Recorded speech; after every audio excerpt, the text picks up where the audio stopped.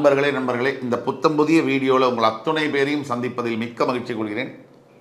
இன்றைக்கி நம்ம பார்க்க போகிறது கடகராசி. ஆண்டவன் எழுதிய விதி அப்படிங்கிற தலைப்பில் மேஷம் முதல் மீனம் வரை அலசி ஆராய்ந்து கொண்டிருக்கோம். அதில் இன்றைக்கி நம்ம வரிசையில் வரக்கூடியது கடகராசி.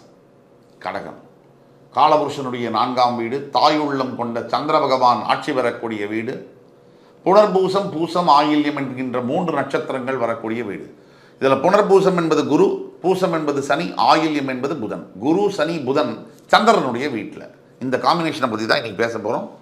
இந்த வீடியோவானது திருப்பியும் சொல்கிறேன், அனைத்து கடகராசி கோடான கோடி அன்பர்களுக்கும் நேயர்களுக்கும் இந்த வீடியோ ஒரு வரப்பிரசாதம்.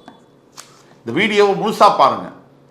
உங்களுடைய தலை விதியானது என்ன, எதை நீங்கள் எதிர்பார்க்கலாம், உங்களுடைய குணாதிசயங்கள் என்ன, என்ன ரெமிடிஸ், என்ன சொல்யூஷன், தீர்வுகள் என்ன, அதை பற்றி தான் நீங்கள் பேச போகிறோம். இதில் ஒவ்வொரு பாயிண்ட்டும் முத்து முத்தாக கிறிஸ்பாக தெளிவாக உங்களுக்கு சொல்ல போகிறோம். உங்களோட தெரிஞ்ச ஃப்ரெண்ட்ஸில், ஃபேமிலிஸில், ரிலேட்டிவ்ஸில் கடகராசி என்பவர்கள் இருப்பாங்கன்னா தயவு கூர்ந்து அவங்களுக்கு இந்த வீடியோவை ஃபார்வர்ட் பண்ணுங்கள், ஷேர் பண்ணுங்கள். உங்களுக்கு இந்த வீடியோ பிடிச்சிருந்ததுன்னா லைக் பண்ணி, கமெண்ட் பண்ணி, சப்ஸ்கிரைப் பண்ணுங்கள். கடகராசி காலபுருஷனுடைய 4ஆம் வீடு. முதல் உங்களோட குணாதிசயம் என்னன்னா, பிரதர்ஸ் அண்ட் சிஸ்டர்ஸ், உங்களுக்கு தாய் உள்ளம் உண்டு. எல்லாரையும் அரவணைச்சு போகக்கூடிய தன்மை என்பது உண்டு. உங்களை பொறுத்த வரைக்கும் கடகராசிக்கு அனைத்து 11 ராசியும் உங்களுக்கு வேணும். அதாவது எல்லாரும் வேணும், யாரும் எதிரி கிடையாது. இந்த கடகராசி ஒரு ராசி தான் எல்லாரையும் லவ் பண்ணி எல்லாராலும் லவ் பண்ணப்படக்கூடிய ராசி கடகராசி.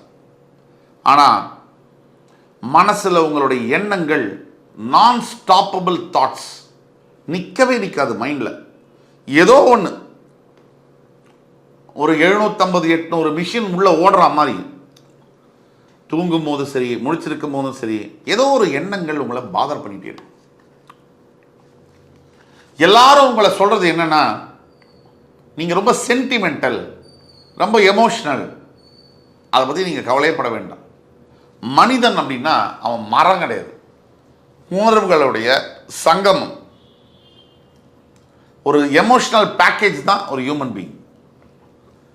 ஒன்றுமே சாதிக்க திறமையோ அறிவோ இல்லாத ஒரு நபரால் மிகப்பெரிய சாதனைகளை செய்ய முடியும் அப்படின்னா அது எப்படி சாத்தியம்? எமோஷன்னால தான் முடியும். இந்த வீரியம் கொண்டு எழுதுறது, அந்த தன்னம்பிக்கை, தைரியம், அந்த உத்வேகம், உற்சாகத்தினால தான். அந்த வகையில் உங்களுக்கு முதல் பரிசு. யார் என்ன சொன்னாலும் நீங்கள் கவலைப்பட தேவையில்லை, நீங்கள் எமோஷ்னலாகவே இருக்கு. அதே மாதிரி இன்னொரு பழக்கம் என்னென்னா, உங்கள்கிட்ட ஒரு சம்பவம் நடக்குது உங்கள் வாழ்க்கையில் அப்படின்னா உங்களால் அதை எளிதில் மறக்க முடியாது. திருப்பி உங்களுக்கு கெடுதல் செய்தவர்களையோ, உங்களை அவமானப்படுத்தியவர்களையோ மறுபடி பழி வாங்க வேண்டும் அப்படிங்கிற எண்ணம் உங்களுக்குள்ள இருந்தே இருக்கும்.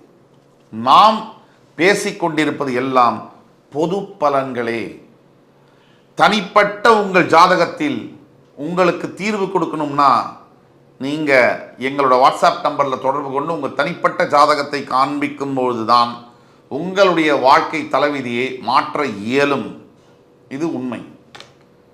அப்போது எல்லாத்துலேயுமே விதி விலக்குகள் 10% இந்த பக்கம், 10% அந்த பக்கமும், 80% பற்றி நம்ம பேசணும். ஆக இதெல்லாம் உங்களோட குணாதிசயங்கள். இப்போ உங்களுடைய தலைவிதி என்ன, அதுக்குள்ள முதல் பாயிண்ட் என்னன்னா, தலைவிதியில் அனைத்து கடகராசி என்பவர்களுக்கும் நல்ல கல்வி என்பது கிடைக்கும்.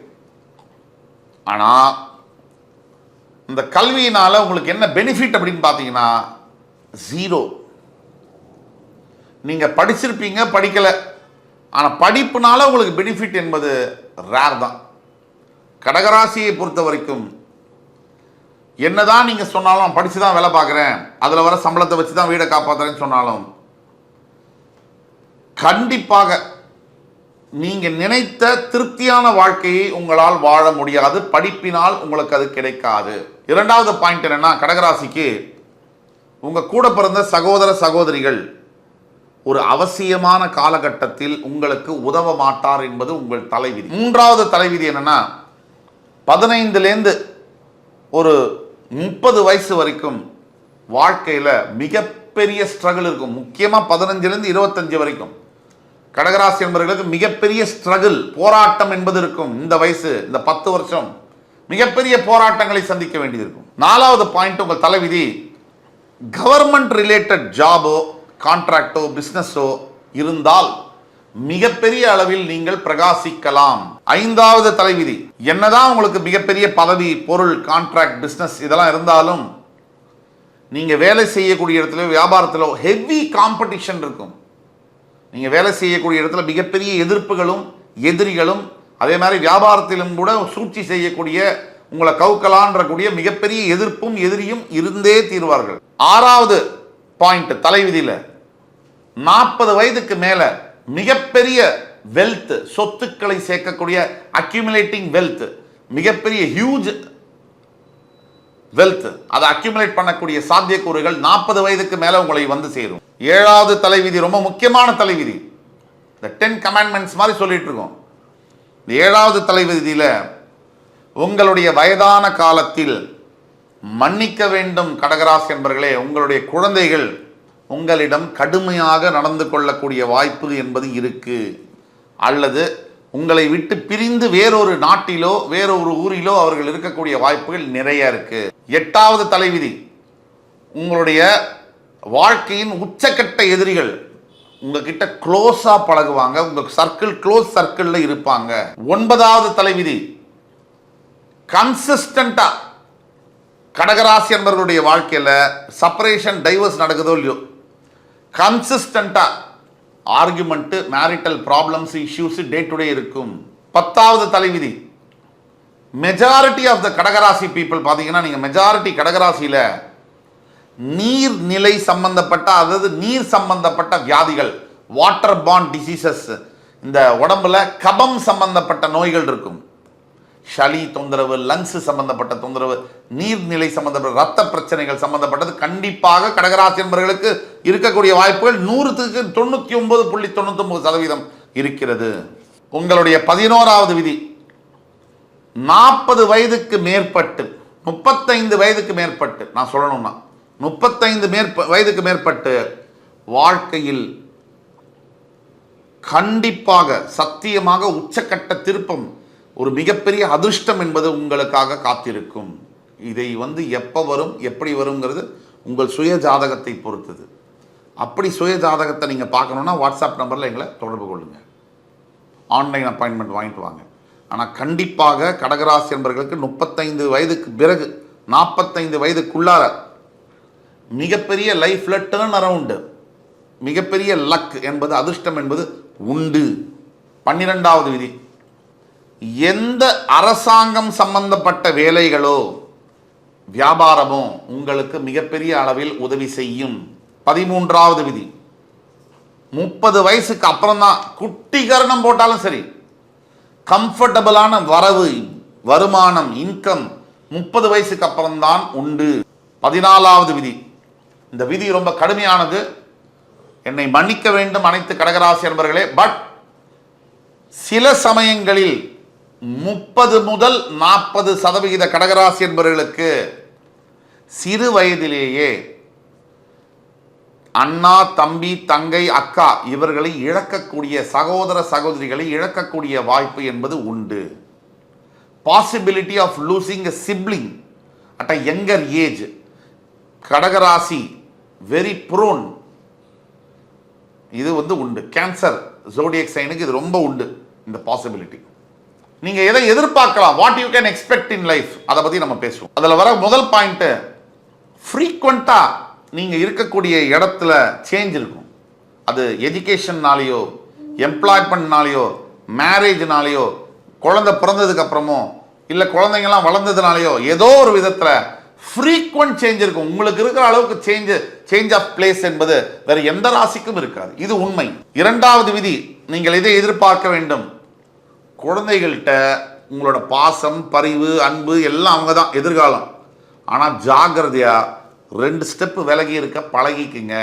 இப்போ நீங்க பழகலைன்னா பின்னாடி வேதனைக்குள்ளாவீர்கள்.